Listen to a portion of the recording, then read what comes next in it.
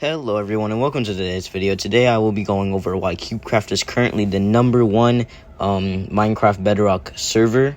You know, the biggest server overall for the Bedrock edition of Minecraft. I held a poll in my community tab about a day ago, and you know, I unlocked that. So, you know, if that's where you're like, you know, asking where this video idea came from, well, it came from there, and I will be asking a lot more things on my community tab. I plan on using it a lot more on the days that I don't upload. So, you know, every day stop by and check my community tab, because I'm going to have something there. All right. So, with that out the way, let's talk about why Cubecraft has become the biggest Minecraft Bedrock server. So a majority of you know that Hive was on top and was the #1 Bedrock server for a very long time. And so it was kind of confusing to see Cubecraft just pop out of nowhere, right, and become the biggest when it was really Hive that was on top, right? So today I will be explaining, you know, why there was such a sudden change, and I will be explaining how this change occurred. So to know why Cubecraft started doing well out of nowhere, we have to look back at the past. We have to look back at why it wasn't doing better than the Hive before. Now, one of the biggest things about Cubecraft, one of the biggest downsides, was in fact that there was only EU servers, and a lot of people didn't play it because, well, they were from somewhere other than Europe, right? So they had worse ping, and you know, it just wasn't as fun. So this is kind of why a lot of Hive players and content creators criticized Cubecraft for this, and it was really one of the, you know, things that kept the server down. My first one is the fact that they only have European servers. This is usually my go-to response when someone asks why I don't play Cubecraft that frequently, and it's because when I, as a guy from the United States, play on Cubecraft, I get at least 100 ping. It wasn't only Potato Pie 25 that was dealing with this ping. There was a whole lot of other people that had to deal with it that lived in the NA region, or literally anywhere other than Europe. And so, you know, that made it hard to play the server, and thus less people wanted to play the server. They'd much rather play Hive since they got better ping on it at the time, right? Also, at the same time, there was another large issue with the knockback. So there was the two largest issues, in my opinion, were the knockback and only European servers. So the knockback, I'm not gonna lie, was utter garbage. Compared to other top featured servers, Cubecraft's knockback was too unpredictable, and it was too hard to start a combo with. And it wasn't good enough. And so a lot of pro players didn't want to play with it because it was just simply nearly impossible to actually have good PvP gameplay or just genuinely have fun with the knockback, because you'd hit someone and the server decided what KB they took rather than, you know, having actual KB implanted in the game.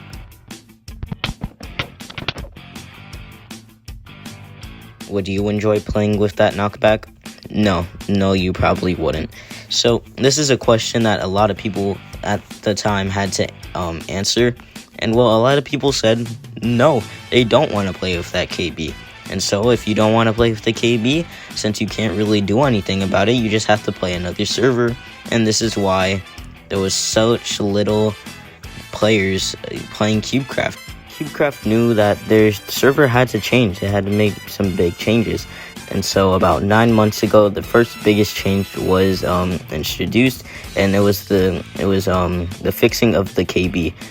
They actually fixed the KB, so, you know, it actually works properly. It was more vertical, and it was more horizontal at the same time. You know, it was just overall better, and it worked well. You know, a lot more people started coming to the server. The server's overall players increased by a lot, actually, and it was just super good for the server all in all. Everyone was happy. Everyone enjoyed this new KB update. It was amazing. Everybody loved it. But Cubecraft still knew that work had to be done. They weren't #1 yet, and they still had more players to gain. And so they looked at the biggest, or the second biggest problem NA servers, and they started developing the server. I'm pretty sure they had to fund it, because remember, servers are pretty pricey. It costs a lot of money. It's like having a supercomputer and an entire different section of the world, and they're a Minecraft server. Like, it's kind of hard to fund things like that. And so after 4 months of developing and you bringing up money, they were actually able to implant NA servers. Now Cubecraft's 2 biggest problems were resolved. People on Cubecraft could actually enjoy a fight because, you know, they hit their opponent and it goes back. Combos were now a thing, and it just became funner overall. People in North America had better ping now, instead of it having to average over 100, and it just was really good for the server all in all. They gained new players, and the players that were currently playing it, or the players that were already playing it, wanted to play more because, well, of all the new things that were added.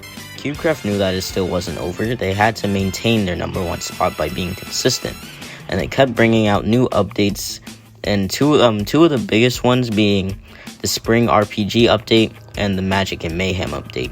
Both of these RPGs were able to bring in new players and keep them.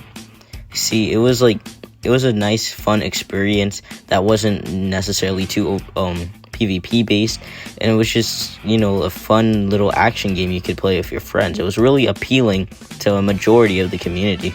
Well, you may think that Hive is a better server, and well, remember, this is my opinion, but how much updates does Hive get? Think about it. Really think about this. Think about the update ratio. Think about the update ratio here. How many more updates has Cubecraft had in the past few months than Hive? Excluding RPGs such as like the Sonic.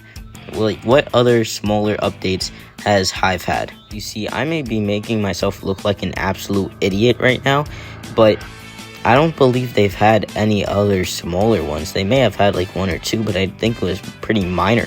Alright, now that we're done with the video, I've explained everything I wanted to. Let's sum it all up. Cubecraft was able to surpass the Hive and become the #1 server because of the 2 major updates it had. The KB update and the NA region update.